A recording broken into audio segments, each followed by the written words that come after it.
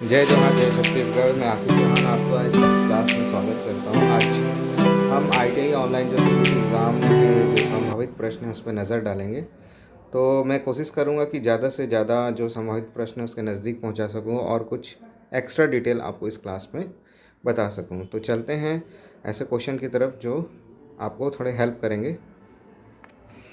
तो आपके स्क्रीन के सामने एक क्वेश्चन है, ये वर्कशॉप कैलकुलेशन का क्वेश्चन है। What are the two classifications of system of units. तो यहाँ पे इकाइयों की प्रणाली के दो प्रकार कौन से हैं। तो आप देख पा रहे हैं ब्रिटिश मीट्रिक ये नहीं होते हैं, गुरुत्वाकर्षण और गैर गुरुत्वाकर्षण ये भी नहीं है, मौलिक और व्युत्पन्न। मौलिक को मूल भी बोलते हैं। तो यहाँ पे जो मूल मात्रक और व्युत्पन्न मात्रक ये हमारा राइट आंसर है, ऑप्शन सी राइट आंसर है।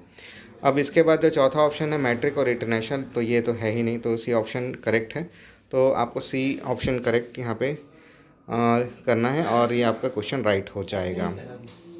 तो हम इस क्वेश्चन में एक्स्ट्रा फैक्ट्स अगर देखें तो मूल राशियों और व्युत्पन्न राशि के कुछ प्रकार हम देख लेते हैं। जैसे मैं लेफ़्ट साइड में आपको दिख रहा है लंबाई, द्रव्यमान, समय, विद्युत धारा, ताप, ज्योति और पदार्थ की मात्रा। और उसके जो सही मात्रक है संकेत हैं जो अब साइड में मैंने शो किया है, और इसके मात्रक भी लंबाई का मीटर, द्रव्यमान का किलोग्राम, समय का सेकंड, विद्युत धारा का एम्पियर, ताप का केल्विन, ज्योति तीव्रता का कैंडला और पदार्थ की मात्रा का मोल। तो आप इसे भी ध्यान में रखें, ये भी पूछा जा सकता है। अब आगे चलते हैं व्युत्पन्न। व्युत्पन्न में पहला दिख रहा है क्षेत्रफल। क्षेत्रफल लंबाई गुणित चौड़ाई, आयतन लंबाई गुणित चौड़ाई गुणित ऊंचाई। तो इस प्रकार से व्युत्पन्न में देखा जाए वो मूल मात्रक पे आधारित होता है। मूल मात्रक अर्थात वो किसी दूसरी राशि पे डिपेंड नहीं करता, जबकि व्युत्पन्न मात्रक जो है दूसरे राशियों पे निर्भर कर रहा है। अब नेक्स्ट देखते हैं घनत्व। घनत्व यहाँ पे आयतन बटे द्रव्यमान और वेग का विस्थापन बटा समय, चाल दूरी बटा समय, त्वरण जो है वेग परिवर्तन समय बटे समय, और बल का द्रव्यमान त्वरण, द्रव्यमान गुणा त्वरण F=m/a। तो ये इस प्रकार से एक्स्ट्रा फैक्ट्स में आपको ध्यान रखना है। लास्ट है कार्य। कार्य क्या होगा आपका बल गुणित विस्थापन। तो इस प्रकार आप देख रहे हैं कि मूल मात्रक जो है किसी दूसरी राशि पे डिपेंड नहीं है और व्युत्पन्न मात्रक जो है दूसरे राशियों पर निर्भर करता है। तो चलते हैं नेक्स्ट क्वेश्चन की तरफ।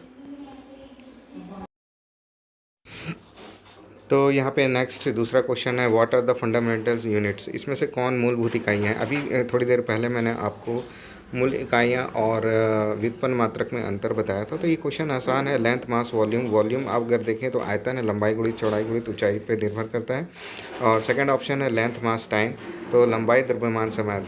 तो ये तीनों ही मूल मात्रक है, तो राइट ऑप्शन बी हो जाएगा। ऑप्शन सी में देखेंगे तो क्षेत्रफल है जो कि दूसरे पे डिपेंडेंट है, और ऑप्शन डी में आयतन अगर देखेंगे और दाब भी देखेंगे तो दूसरे राशियों पे डिपेंडेंट है। तो आप देखेंगे राइट ऑप्शन सी है, सॉरी राइट ऑप्शन आपका बी है। लंबाई, द्रव्यमान और समय ये सभी मूलभूत इकाइयाँ हैं। तो नेक्स्ट क्वेश्चन देखते हैं what denotes letter M in MKS system. तो MKS सिस्टम में एम यहाँ पे मीटर को डिनोट करता है और के यहाँ पे किलो को डिनोट करता है, एस जो है सेकंड यानी टाइम को डिनोट करता है। तो ये सारी यूनिट्स हैं। उस प्रकार से अगर देखें तो हाँ option B metre is right answer. बाकी मील, मिलीमीटर, माइक्रोन ये सब MKS मेथड के जो यूनिट्स नहीं है, स्टैंडर्ड आपका मीटर है। ओके, तो चलते हैं नेक्स्ट क्वेश्चन की तरफ। नेक्स्ट क्वेश्चन पे देख पा रहे हैं आप 1 इंच में कितने मिलीमीटर होते हैं। How many millimetres are there in 1 inches. तो यहाँ पे हम सबसे पहले अदर ऑप्शंस को भी ध्यान में रखते हुए देखेंगे। तो यहाँ पे हमारे पास सारे डिटेल आ गए हैं, किलोमीटर, मिलीमीटर, सेंटीमीटर, मीटर और यार्ड। तो अब यहाँ पे 1 इंच पूछा है, तो 1 इंच वाले में अगर सेकंड ऑप्शन में देख रहे हैं कि 25.4, तो ऑप्शन बी आपका करेक्ट हो जाएगा। इसी प्रकार से किलोमीटर में भी पूछ सकता है, मीटर में, यार्ड में, फुट में। तो सारे ऑप्शंस मैंने सामने रख दिए हैं, यहाँ पे आप देख सकते हैं। इसका स्क्रीनशॉट लेके आप रख सकते हैं ताकि ये भविष्य में आपके काम आए। तो चलते हैं नेक्स्ट क्वेश्चन की तरफ इसी प्रकार से। तो इस क्वेश्चन में ऑप्शन बी आपका करेक्ट है। नेक्स्ट क्वेश्चन को देखेंगे। तो नेक्स्ट क्वेश्चन जिस प्रकार से देख पा रहे हैं what is the LCM of 12, 18, 6 and 36। तो यहाँ पे हमको एलसीएम निकालना है, लघुत्तम समापवर्त। तो देखते हैं इनका आंसर क्या हो सकता है। तो देखते हैं सॉल्यूशन।